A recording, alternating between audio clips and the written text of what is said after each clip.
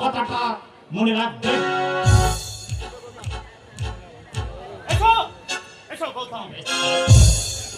বুঝলেন রাজার মা? স্যারের কথা কিছু বুঝলেন? বুঝলাম, কিন্তু অত এমন কাণ্ড করেছে, বাঁচার কোনো পথ নেই। জেলার ঘাড়ি বা নির্ঘাত জানতে হবে। তাহলে কিছু মাল করে দিন না, দেখে কিছু করতে পারি কিনা। স্যার কিন্তু ভীষণ বড় লোক। আমার গিন্নিকে দিয়ে যদি তোমরা গিলাতে পারি, আর কিছু না হোক, ছেলেটা প্রায় তো বাঁচিবে। না না না মানে না মানে ঘুষ দিয়ে অন্যায়ের পায়ে মাথা নত করার মতো মন মানসিকতা আমার নেই। যে করে থাকলে কিন্তু ফল ভালো হবে না। আমার ছেলে এখন নাবালক নয়, ভালো মন্দ যথেষ্ট বুদ্ধি তার এখন হয়েছে। আমাকে বিরক্ত না করলেই আমি খুশি হব। ঠিক আছে, ঠাকুর আপনার জিদ ধরে, তবে এরপরে পায়ে ধরে কাঁদলেও আমি কিন্তু কিছুই করতে পারবো না। চলি। ঠাকুর, এটি হলো ঠাকুর, আর কত কত তুমি ধৈর্যের পরীক্ষা নেবে? আশীর্বাদ ভেঙে দিলে তুমি দুঃখের জলোচ্ছ্বাসে সিঁদুর সিঁদুর কেড়ে নিয়ে জীবনে পড়ালে আধারে।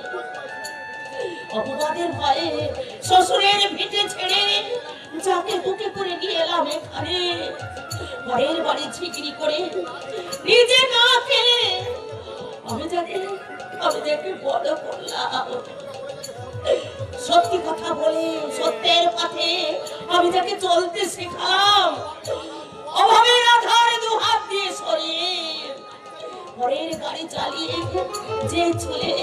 যে ছেলে সুখের সূর্য আমার ভাঙা ঘরে আনতে চেয়েছে, আজ তার নামে আমি একই শুনলাম। তুমি বলো ঠাকুর, তুমি বলো আমি এখন কি করব? তুমি এখানেই আছো? আরে ঠিক আছে, আমার খিদে পেয়েছে, আমার খেতে দেবে, চলো। খাওয়ার আগে থানায় যা। থানায়? হ্যাঁ থানায়। থানা থেকে পুলিশ এসেছিল। কেন? তোর খোঁজে। কি বলে গেছে? তোকে হাজিরা দিতে বলে গেছে।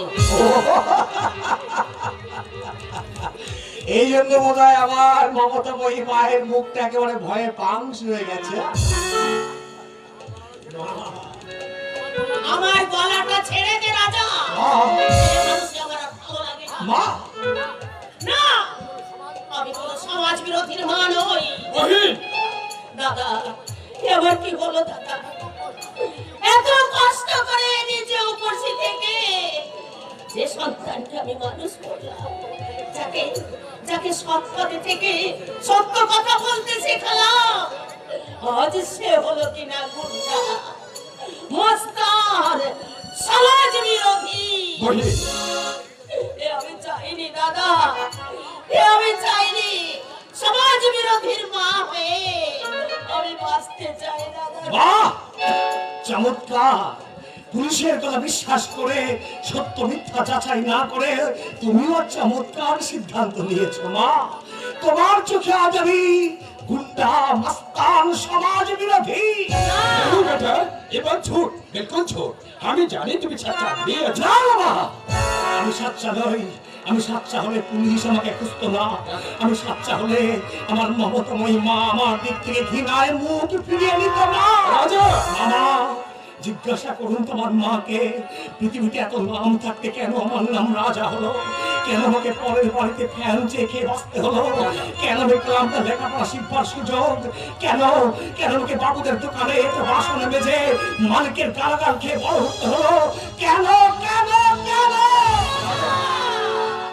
মাগো, ও মা, দুঃখ, হতাশা, ব্যর্থতার গ্লানি বুকে নিয়ে জীবনের এতটা পথ হাঁটার পর আজ একটা নারী জানোয়ারের হাত থেকে একটা অসহায় মেয়েকে উদ্ধার করা, অন্যায় প্রতিবাদ করা যদি সমাজ বিরোধী কাজ হয়, তাহলে সমাজ করার মূল মন্ত্র কি মা?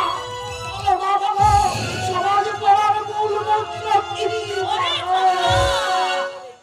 তোর কঠিন প্রশ্নের উত্তর আমার জানা নেই রে খোকা। রোনা মত বহিন, আখের পানি বন্ধ করো। তুমি আর চাঙ্গা করে খোদার দরবার দোহাত করে ছেলে নাজাত করো। বেইমানি ভরা দুনিয়ার বুকে দুশ্মনের দুশ্মনী সাধন করতে রাজা বেটা যেন রাজার বাকি হিম্মত রাখতে পারে। নিশ্চয় পারবে দাদা, নিশ্চয় পারবে। আপনার দোয়া আর মাসিমার আশীর্বাদ পেলে শোষকের বিরুদ্ধে লড়তে রাজাদা নিশ্চয় পারবে। রাজন বেটা, রাজাদার বুকে তুষের আগুন আজ আগ্রহগিরি, মানুষের লাঞ্ছনা বঞ্চনা আর অত্যাচারের চাবুক খেয়ে তার নরম হৃদয় আজ পাথর হয়ে গেছে। ছাত্রাদেশী মানুষ ছাত্রের আশায় প্রথমে ভয় দেখাবে, পরে দেখাবে লোক।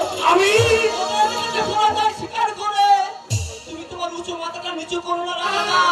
আইনের ভয় ভীত হয়ে সত্যের পথ তুমি ত্যাগ করো না রাজাদা। না, রাজা রাজার মতোই চলবে।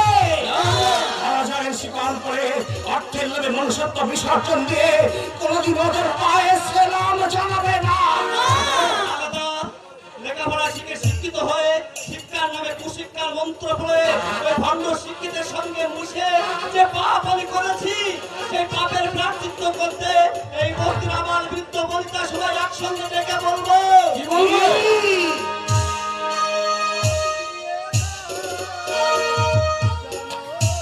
সবাই শোনো